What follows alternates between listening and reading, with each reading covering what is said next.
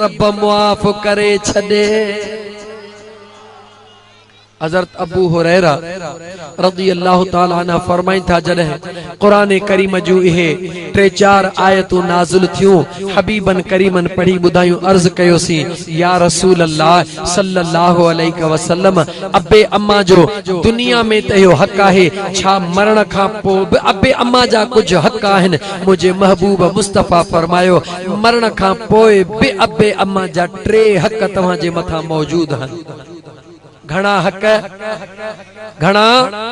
पहिरों हक़ अबे अम्मा जे मरी वञण खां पोइ जल्द खां जल्द उन जे दफन ऐं कफन जो इंतजाम करण औलाद जी जिम्मेवारी आ। ॿियो हक़ अबे अम्मा जो जॾहिं मुंहिंजा दोस्त अज़ीज़ दफन कफन करे मोटी अची उन खां बाद में अल्लाह जॾहिं बि तोखे को ख़ुशीअ जो मौक़ो ॾे या के बि रब तोखे मौक़ा ॾे त अमड़ जे माइटनि खे अमड़ जे सरतिन सहेलिन खे ऐं पंहिंजे पीउ जे दोस्तनि खे विसार जान उन्हनि सां सिले रहमी कजा। मुंहिंजे मदीने जे साईं फरमायो अमड़ जे माइटनि सां भलो हलंदे तुंहिंजी अमड़ कब्र में ख़ुशि थींदी। अबे जे दोस्तनि माइटनि सां भलो हलंदे तुंहिंजो अबो कब्र में ख़ुशि थींदो। मुंहिंजे मदीने जे साईं फरमायो इहो बि तव्हांजे मथां हक़ आ माउ ऐं पीउ जो। मरण खां पोइ उन्हनि खे त यादि कयो पर उन्हनि जा जेके दोस्त मिट क़रीबी रिश्तेदार उन्हनि खे बि विसारियो न। 3 नंबर मुंहिंजे मदीने जे मीर फरमायो 3 नंबर अबे अम्मा जो इहो हक़ आहे तव्हांजे मथां त हमेशा जे लाइ अबे ऐं अम्मा जे बख़्शिश जे लाइ दुआऊं घुरंदा रहो। जीअं अजमिया बशीर अहमद पंहिंजे बाबा जे सवाब रूह जे सवाब जे लाइ रूह जे बख़्शिश जे लाइ दर्जात जे बुलंदी जे लाइ ए दुआ जो एहतमाम कयो आहे। अकेलो भी दुआऊं घुरे हां अज जमायत के गॾु करे पंहिंजे अबे अम्मा जे लाइ दुआऊं तो घुराए। मुंहिंजो करीम रब सुणे हबीब जे सदके हिन फ़कीर जो ख़ैर क़बूल करे हिन जे अबे जी रब मग़फ़िरत फरमाईंदो हिन जे अमड़ के रब सेहत आफियत अता फरमाईंदो। सब को पंहिंजे अबे अम्मा के ज़हन में रखी करे इहा दुआ घुरंदो रहे। अगर दुनिया में जेराहन उन्हनि जे सेहत ला दुआ घुरो दुनिया छॾे विया उन्हनि जे मग़फ़िरत ला दुआ घुरो तव्हां उन्हनि जे लाइ दुआ घुरंदो मुंहिंजो रब तव्हांजो बेड़ो पार करे छॾींदो। हज़रत बायज़ीद बुस्तामी केर न तहां के हाणे मां बस कंदुसि पोइ चवंदो यार साईं झट बस के तव्हां ॻाल्हायो ई कोन था। पोयां जवाब ॾियो केर हज़रत बायज़ीद बुस्तामी केर जवाब कोन आहे। कुर्बान कम पूरो आहे।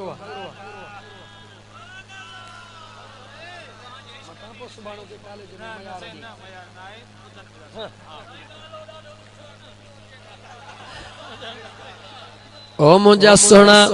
हजरत बायज़ीद बुस्तामी रहमतुल्लाह अलैहि अमड़ जो नेक सालिह बचड़ो आ। जीजल अमड़ ॾिसंदी आ त मुंहिंजो बचड़ो नेक आ निमाज़ी आ रब सां प्यार करण वारो आ। हिकिड़े ॾींहुं जीजल अमड़ जे ख़िदमत में अर्ज़ कयईं ओ पाणीअ वारा थोरो वेही त रहो भला। शाबाश इहो खणी घुमंदे त सभिनी खे उञ लॻी आहे पोइ पहिरीं मूं ॾे अच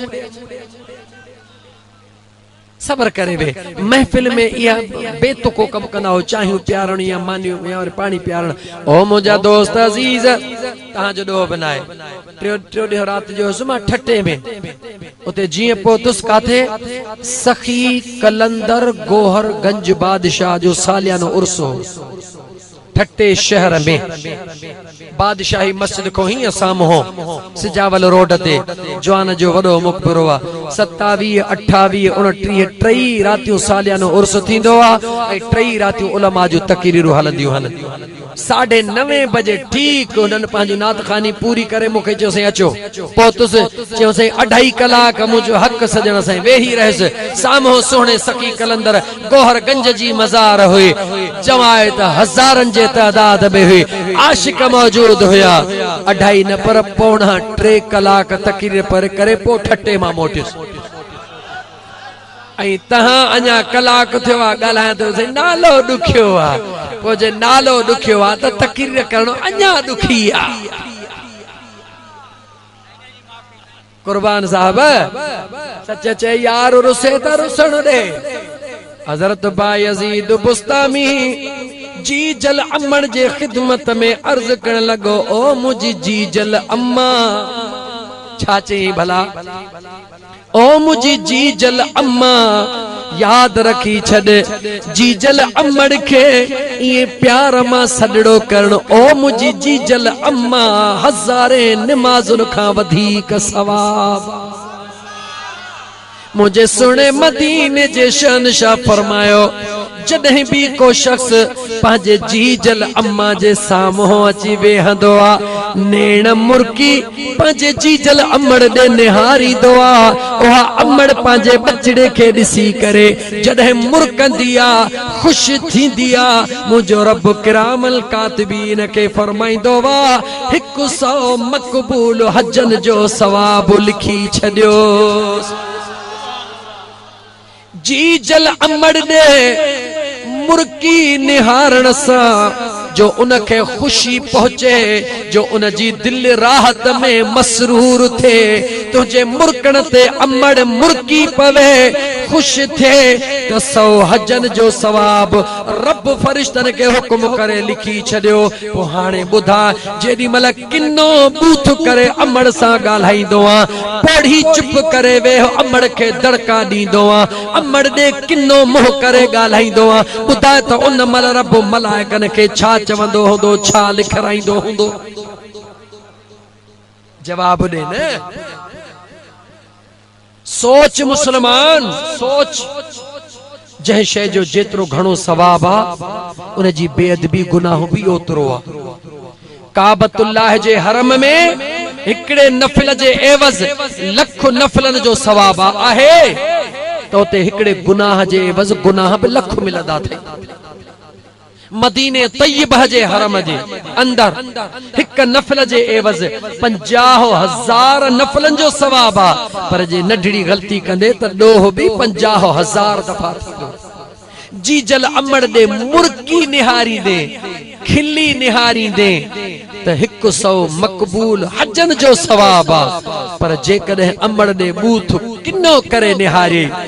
मां सा सख्त गाल्हाए अखियों अखिन में देई गाल्हाए तो गुनाहन जी त मुके खबर कान्हे पर एतरो तो के जरूर दसा थियो त मुझे महबूब मुस्तफा फरमायो आ जे अम्मड़ नाराज हुंदे मरी वयो त हाजी हुजे गाजी हुजे मौलवी हुजे कारी हुजे हाफिज हुजे कुछ भी हुजे कुछ न मिलंदुस सखणा हथ खणी जहन्नम में विदो जेस्ते अम्मड़ राजी न कंदो याद एतरी मुके खबर जरूर आहे याद रखी चल इन करे कुरान पढ़ी बुधाई अल्लाह फरमायो फला तकुल लहुमा उफ्फिन वला तलहरहुमा वकुल लहुमा कौलन करीमा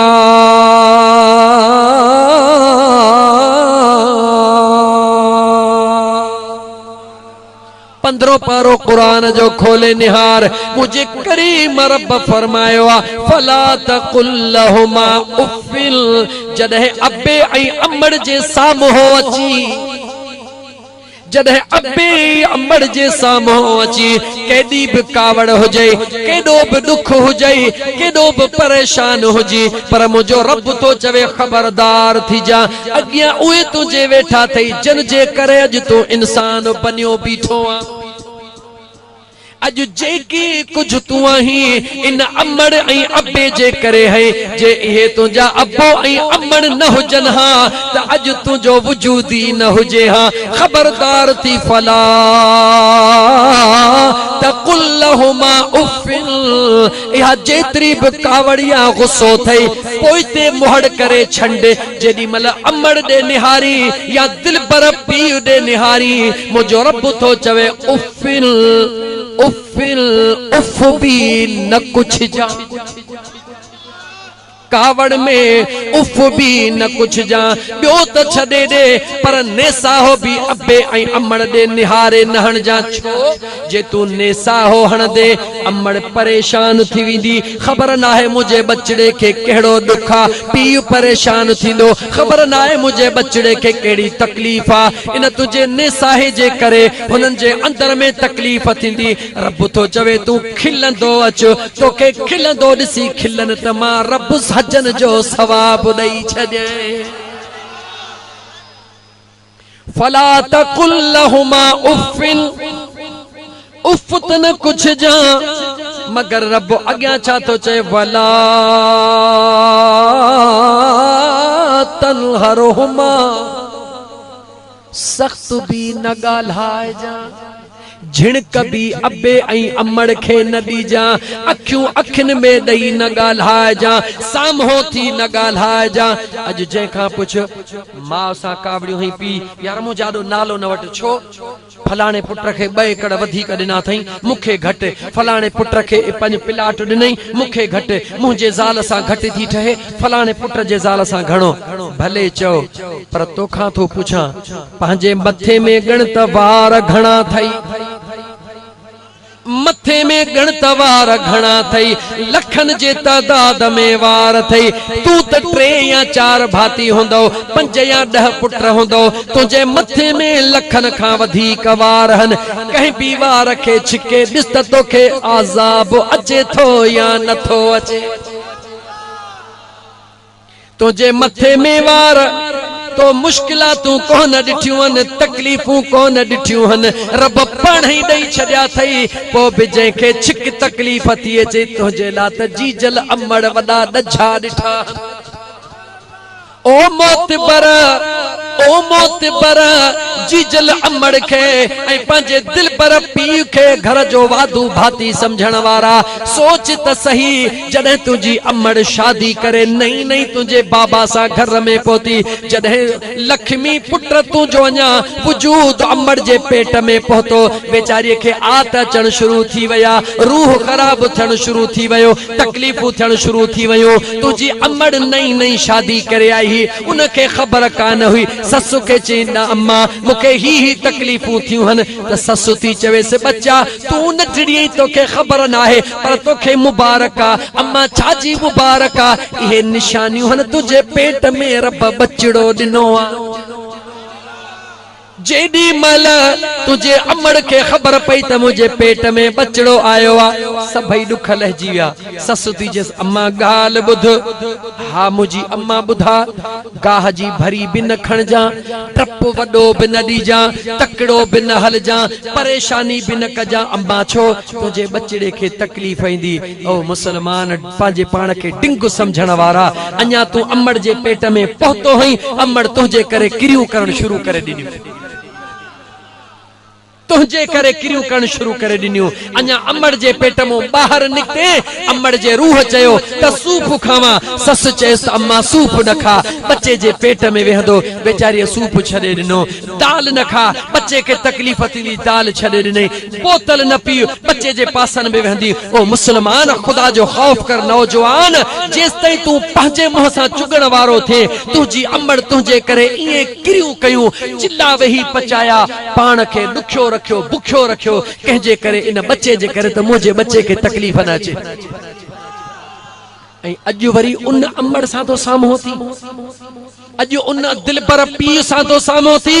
जेको सॼो ॾींहुं मज़दूरी करे शाम जो तुंहिंजे लाइ सभु कुझु खणी ईंदो हो तूं नाचा कोहे तुंहिंजे लाइ दवाऊं वठी ईंदो हो तुंहिंजे लाइ फ्रूट वठी ईंदो हो तुंहिंजे लाइ कपिड़ा वठी ईंदो हो तोखे चीच सां गॾु घुमाइण वेंदो हो तोखे ॾिसी करे पंहिंजा दुख लाहींदो हो अॼु तूं उन जे साम्हूं तो थी शर्म अचणु घुर्जे मुस्लमान नौजवान तोखे मुंहिंजो रब थो चवे फला तकुल लहुमा उफ़िन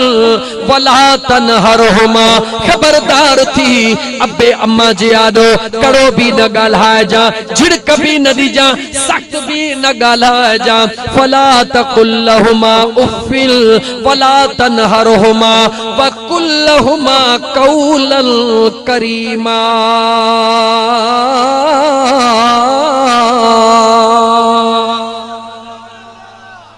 मुझो रब थो चवई जॾहिं अबे ऐं अम्मा जे साम्हूं अची कंध हेठ करे बीहंदो कर अखियूं अखियुनि में न ॾींदो कर जॾहिं ॻाल्हाइन या तूं ॻाल्हाई एतिरो तेज़ न ॻाल्हाइजां जो तुंहिंजो ॻाल्हाइण अबे अम्मा जे ॻाल्हाइण खां मथे थिए मुंहं में ॾेई न ॻाल्हाइजां वक़ुल लहुमा क़ौलन करीमा अबे अम्मा सां नरम लहजे में ॻाल्हाइजां सख़्त न ॻाल्हाइजां हे कुरान पढ़ियो या हीर राजू जो किस्सो जवाब दे 15 पारे जा 2 रुकू पूरा थियन 3 रुकू सुबह जो वनी खोल जा 4-5 आयतूं मुझे रब अबे ऐं अम्मा जे शान में बयान फरमायूं ऐं ओहे भी केडी महल इम्मा यबलुगन इंदकल किबर अहदहुमा औ किलाहुमा रब तो चवे जेडी महल अबो अम्मा कुराड़ा थी वञनी उन महल उन जो ख्याल जेडी मल अबो अम्मा कुराड़ा थी वञनी उन्हनि जो ख्याल कजां त मां ॻाल्हि पे कई हज़रत बायज़ीद बुस्तामी जी दरमियान में ॻाल्हि अचे वई ॿुधाए छॾी मई रब जो क़ुरान पढ़ी ॿुधायो मई त अबे ऐं अमड़ ॾे खिली निहारण सां रब चवंदो फरिश्तनि खे 100 मक़बूल हजन जो सवाब असा जो नौजवान अमड़ जा पेर चुमंदो ऐं पीउ खे वरी ईअं ॾिसंदो जीअं काउं ॾिसे अक मकड़ खे ॼण पीउ घर जो वाधू भाती आ ओ मुसलमान अमड़ जे कदमन में जन्नत आ त दिल पर बाबो वरी जन्नत जो दरवाजो आ पो जेको भाग्यो हूंदो आ ओहो दरवाजे खां ईंदो आ जेको चोर हूंदो आ ओहो दीवारूं टपींदो आ जेको हलाली बचड़ो आ ओहो अमड़ जा कदम भी चुमदो आ दिल पर पीउ जा कदम भी चुमदो आ मुझे मदीने जे साईं फरमायो जेको शख्स दिल पर पीउ सां मुर्की मिलंदो खिली ॻाल्हाईंदो उनखे खुश रखंदो मुझो करीम रब 100 मक़बूल उमरन जो सवाब उनखे अता करे छॾींदो बुधा अबे अम्मा सां कावड़ जो छा तऊं था बन्नी तऊं अम्मा तो शादी मुझी न कराई इन्हे तऊं अम्मा तो बाबा तो मुखे पिलाट न ॾिनो इन्हे तऊं जॾहिं न पंहिंजो औलाद थींदई पो ख़बर पवंदई त औलाद केतिरो मिठो हूंदो आहे अज तोखे कदर कोन्हे न जे औलाद अथई त ॿुधाए रात ॾींहं कंहिंजे लाइ विञाई अथई औलाद लाइ तूं कंहिंजो औलाद कोन आहीं छा तोखे औलाद एतिरो मिठो आहे तूं पंहिंजे अबे अम्मा खे मिठो न आहीं छा कि न तोखे अबे अम्मा लधो हो किथां तो ॼणियो आहे ख़ुदा जो ख़ौफ़ कर